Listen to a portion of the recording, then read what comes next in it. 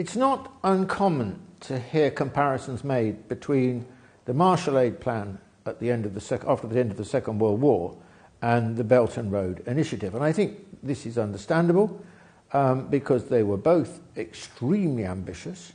In the American case, it was to transform Europe at the end of the Second World War after the destruction of the previous years. And in the Chinese case, it is to transform the Eurasian landmass. But I think that beyond that, the similarities are not so strong. I mean, Marshall Aid was, first of all, on a much smaller scale. At today's prices, I would guess Marshall Aid was about 1/12 of the size of the Belt and Road Initiative. The other great difference, actually, was the purpose. The purpose of Marshall Aid was to transform Europe at the end of the Second World War, and that was really seen as part of the reviving of the West at the beginning of the Cold War.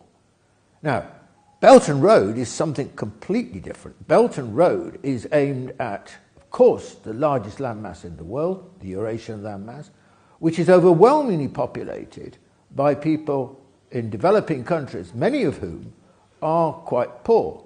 And so the purpose of Belt and Road really is the transformation of the conditions of a large slice of humanity who live still even today in very poor conditions.